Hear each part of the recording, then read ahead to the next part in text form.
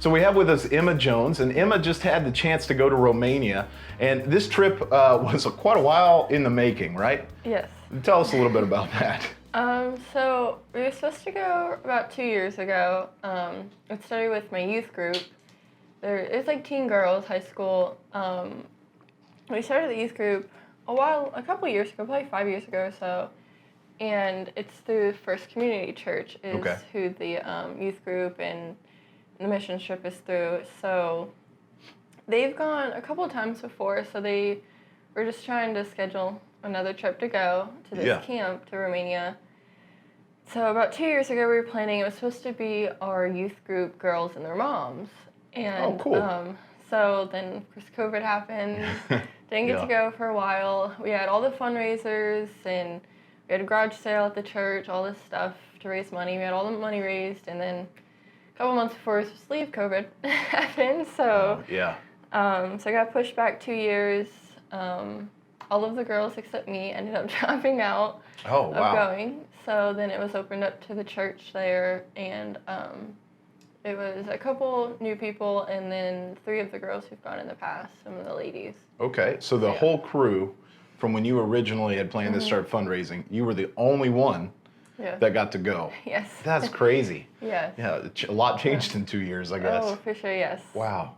Yeah. Wow. So you finally, 2 years waiting to go, you finally get to go. When did you know for sure you were going to be heading that way? It was a couple months before, but to be honest, there was a lot of times I wanted to back out of it. Yeah. I got really nervous and kind of debated if I wanted to go. So I did a lot of praying, and we were planning it for months ahead, and so I guess it was kind of when she bought the flights, my youth leader. In probably March, I think it was, or so, maybe April. But I was like, okay, there's no backing out now. Gotta go. Yeah, we're financially in. Yeah, bought the flights, paid for all our supplies and stuff for my portion. So I know I always wanted to go, but it's just kind of nerves, you know? Yeah. So, but yeah, I say honestly, when she bought the flights, it's like, all right, I'm going. Yeah. So. Yeah, once your name's on that ticket, it's kind of hard to say no thank you. Kind of trapped, Yeah. Oh, well, good. I'm glad you got trapped a little bit. Oh, yes, you know? for sure. So you finally get to go, you get on that plane. What was it like landing in another country? Honestly, it's very intimidating. Yeah. But it really helped. 2 of the girls that went to the ladies that was their 5th time there. Wow. Another one, it was their 4th time, so it really helped them. They knew the airport, they knew kind of what to do, so that helped a lot. And then one was my youth leader, so that helped. But it was very intimidating because we had all of this luggage, because we had was our carry-ons and like a personal bag. Okay. And so our big luggage was full of supplies. So we didn't have that to pack or anything. We checked those in for supplies for Romania and the camp. And so we each had a carry-on, our personal luggage, our big suitcase going through these airports. And then my youth leader and her husband, they both had 2 big suitcases, so we just had all these bags. Yeah. In this busy airport, and they're telling me, this airport can be really busy and intimidating. Yeah. They're taking, bags to hold on to, because I had some, and I was like, okay. So we're here, this airport's intimidating, but just got to find a way through it, find our hosts that were waiting for us. Yeah. Were there any language barriers in the airport? Any confusion there? Not really. I think I kind of just followed them because they knew where they were going. Yeah. But just any airport trying to find your gate and your luggage, where the terminal and stuff. So, but it helped that they knew what to do. Yeah. So that's so good. Extremely helpful. I can't imagine going on your own. Oh my gosh, no. I would have been lost. I would have never got there. Yeah. So you mentioned supplies. What kind of supplies did you guys take over? So one of the big things that we took were soccer balls. Yeah. And that's actually what my portion of the money went towards. And a lot of the donations from the church and family members that I got 2 years ago, and then I got some more that I was really thankful for, the donations from the church this year too when we announced it again. So the soccer balls, we took soccer balls, pumps, and then they had a little card. They were like colorful soccer balls. Yeah. So each color represented something else. Like gold represented God, red represented like hell, like stuff like that. Okay. There was white for heaven, I think maybe. I can't completely remember, but so they had little cards, a soccer ball, and a pump. And each kid at the camp, there was probably around 100 kids got one of those. That's awesome. Yeah, so a couple of our suitcases were filled with those. We were in charge of games and crafts, so a couple of suitcases were full of like crafts and some supplies for games. I think that was mostly it, but just kind of, odds and ends of supplies for the camp and for everything else we did. Yeah, so you land, you get all your bags finally, your group's together. Did somebody come pick you up? Did you meet with like somebody from the camp first? Is that what happened? Yeah, so actually like our hosts there, their names are the Ziemers. Okay. Gerald Ziemer, he came and picked us up, and that's where we always stay when we're not at the camp. Okay. And that's just kind of their missionaries through First Community Church. Okay. So he was there. He picked us up. I think we ended up landing late. I'm pretty sure it was pretty late in the evening. We had dinner at like 10 o'clock when we got back to their house. So wow.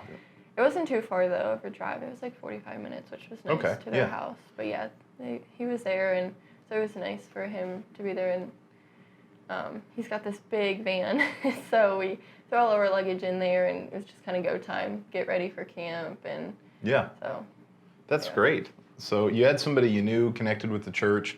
Is that the connection to the camp then, is through those missionaries? Yes, okay. They own the camp. They have for years. Oh, wow. That's awesome. Yep. So you get there, you meet with them. Did you spend a couple days with them before going to the camp, or was it pretty quick? Yeah, we landed on Friday night, I believe it was, and camp started Monday. So we were there for that weekend, and we kind of stayed at their house, visited the country, went to church, stuff like that. That's cool. So, That's cool. How was it worshiping with the church that Sunday? It was really cool, honestly. It was really different. I mean, having like a translator. The lady, our host, Kristen Ziemer, she translated for us in church. So we always went to church at 10 a.m. and usually around like 3. We went to 2 churches every day. But it was really cool to hear them worship, and it was cool to kind of hear songs you knew, because they have a lot of like English, like our songs. Okay. But they'll translate them, and so it's kind of cool to hear you knew like the song, you try to think of the words to sing, which is a lot harder than you think when it's in a different language. You're like, oh, what's that word again? Yeah. But it was really cool to kind of be able to sing it in English if you knew the song, and then hear them sing it. But I think overall it was just so neat in the church to hear like they're doing the same thing as us here, but in a totally different language. Like, there's different languages out there and stuff, but to really hear it is so cool. Like, you can do the same exact things we are, the same worship and praise, but it's like completely different over there. And just the ways they do it, some of the things in the church too, it was really neat to see. That's really cool.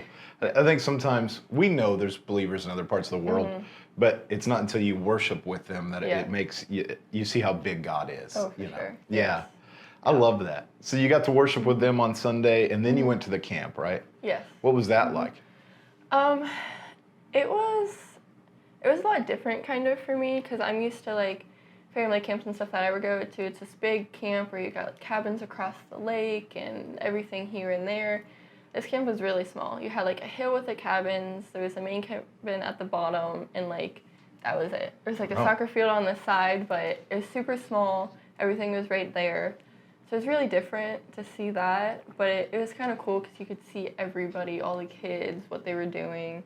So it was different, but it was really neat. What was the age range that you were working with? It was mainly 8 to 12 years old. Okay. But with a little younger, a little older. So I think it went to probably as old as 15 or 16 and as young as maybe 5 or so. Okay. Yeah. So yeah. Well, cool. Different range. What was it like day to day? You mentioned some of the cards and the soccer balls, but what did you do with the kids on like an average day? Yeah, so we had pretty much a schedule every day. We'd eat breakfast, we do a lesson in worship, And then we go and we do games and crafts, and that's what we were in charge of. Okay. I helped with crafts, and then some of our other team did, I did games, sorry. And then some of our other team did crafts. Cool. So that was for about an hour, and then we had lunch, and then they actually had free time from like 2 to like 6:30 or so. Wow. Yeah. A lot of free time. So there was usually an organized activity in there. Sometimes it was like four-wheeler rides, water slides, or the one day they had a movie because it was raining. Okay. So a lot of free time, but I mean, they always do good.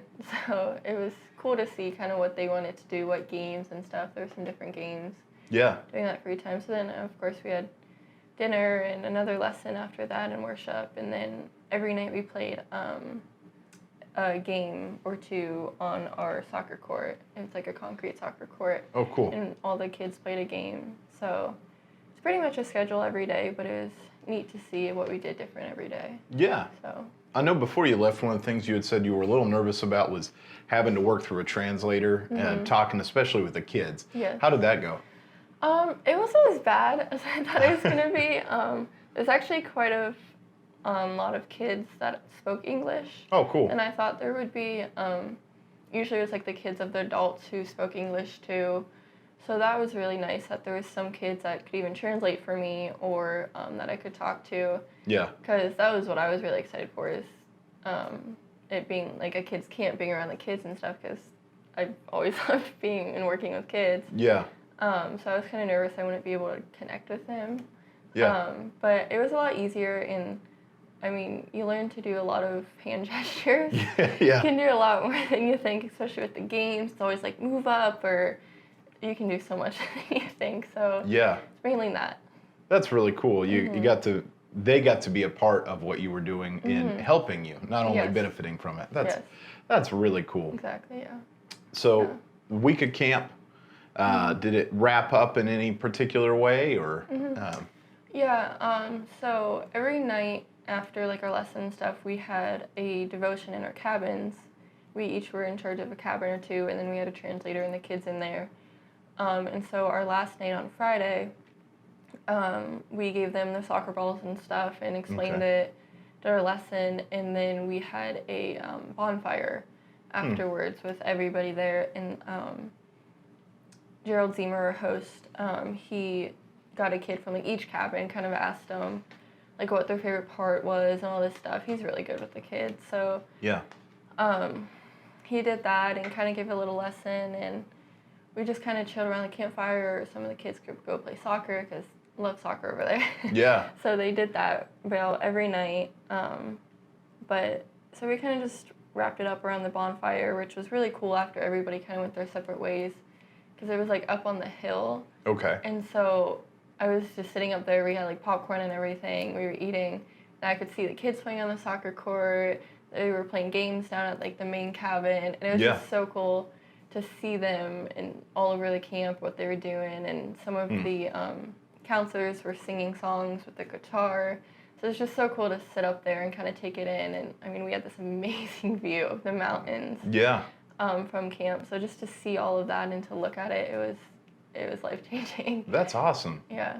You mentioned the camp was kind of smaller than you'd expected, but it sounds like much to the benefit of what was happening at the camp. You know, if it had been much bigger, you wouldn't have been able to see everything like that. That's so cool. Yeah.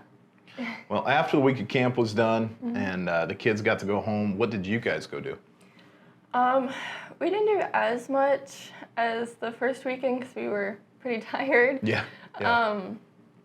But a lot of families invited us to their house for either lunch or dinner, especially that weekend after being at camp. So I think both Saturday and Sunday we were at a house for either lunch or dinner, which was really nice to kind of see the different houses, the community, and those families. That was super sweet of them to invite us.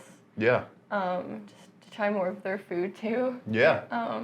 Was there anything that stood out to you as particularly crazy with the food or really enjoyable? We didn't have any at camp, but I think we had it for lunch and dinner on Sunday. I think they were called tamales, I believe. It was just meat kind of wrapped in bread. I don't know, it takes a long time to make for them, but they were really good. Yeah. So we had those for both lunch and dinner because they were super good. It was a lot of different food, kind of. Yeah. Which for me, I was worried about too because I'm a very bland eater. Oh, okay. My family is, so. But I actually tried quite a bit.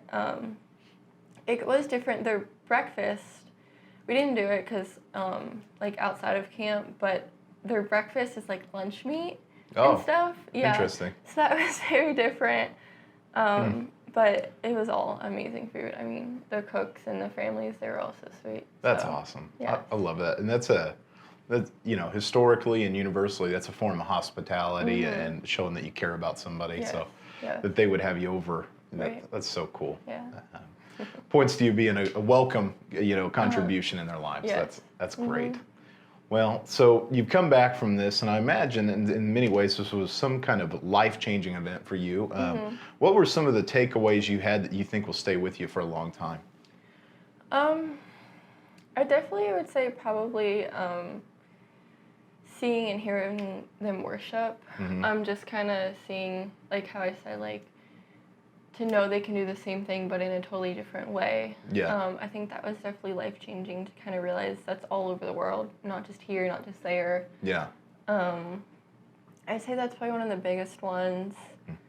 I'd probably say because we kind of taught about Peter, about how when he realized like Jesus was God's promised savior and how he walked on the water, when he broke a promise to Jesus, like all of that. That was our lessons throughout the week about Peter. Yeah. To the kids, just kind of to teach those and see the kids remember those stories. Like we would always ask in our devotions about the stories. And I mean, you do that here, like VBSs and Sunday schools, but just to kind of see it again, like in a different language and at a camp like that, because I've never done like a week-long camp like that. Okay. Just kind of to see the kids remember that and learn from it was super cool. Yeah. It's really inspiring to see that. I'd say that's probably the other big one for me. Yeah. Just the kids remembering and learning about God, especially when some of them literally didn't even hear the name before. So yeah, it was cool. That's amazing. You know, we said it earlier, but our God is so big. There are people pursuing Him, and He's reaching out to them all over at any age too. You're working with children, and they're going back to their homes. Their parents may not have any clue about who God is. Exactly. Yeah. Just that ripple effect. I love that. Yes. Yeah. Well, thank you so much, Emma. I'm glad we got to be a part of supporting you going, and I'm glad that you were able to make it there and back safely. That's a huge blessing. Yes. Yes, thank you very much. And everything the church did, all the donations and all the support was really appreciative. So great. Thank you so much, Emma, for including us in it. And, we're excited to see what God has in store for you in the future. It may not be traveling across the ocean again, but, we know God's not done with you yet. So awesome. Thank you. Thank you.